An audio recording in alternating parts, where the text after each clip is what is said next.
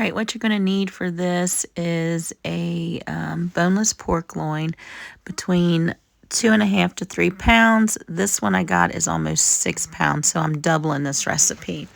You're also going to need some garlic powder, some black pepper.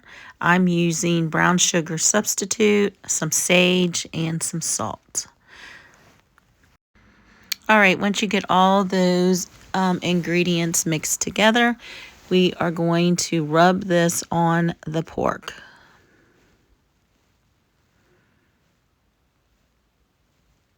So you're just going to rub that all around, flip it over, and rub the rest on the other side. All right, guys, next I have the Ninja heating up on the sear and sauteed, and you're just going to put that pot roast in there and let it brown on each side. Then once you get it browned on each side, all right, once you have it seared on both sides, you're going to pour in 1/4 cup of water and 1/4 cup of apple cider vinegar. Of course, mine is doubled because I've got the bigger roast, but we are just going with the ingredients for 2.5 to 3 pound. And that apple cider vinegar helps keep it moist. So next you're going to set it on the slow cooker, and I cooked it on low for 8 hours. I put it in first, but I actually cranked it up to 10 because it needed some more time with the bigger roast. All right, y'all, when you got about 15 minutes left on that pork, you're going to make this sauce for the topping. And this is, you're going to use 1/2 cup of some balsamic vinegar, and I used a cup because I'm doubling. You're going to use a teaspoon of minced garlic, 2 tablespoons of soy sauce. I'm using 2 tablespoons of brown sugar substitute. Actually, I'm using 4, but you will use 2. I doubled this recipe.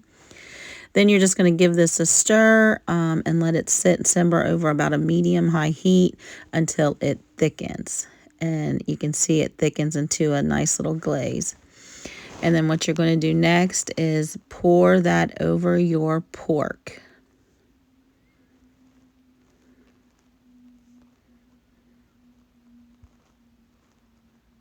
Delicious.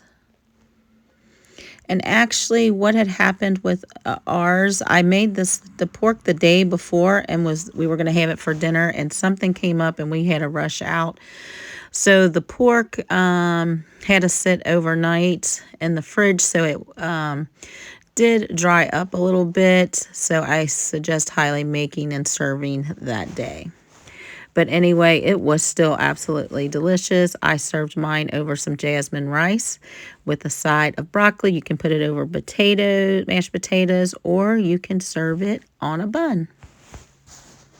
We actually served it 3 different ways this night. My son wanted his on a bun, and he absolutely loved it. Mike had his on top of mashed potatoes. Abby had mashed potatoes and some on the side of her mashed potatoes because she don't mix her food. And then I had jasmine rice and it on top of that. But it was absolutely delicious all 3 ways. Highly recommend it. And as always, guys, thanks for watching. Subscribe, and God bless.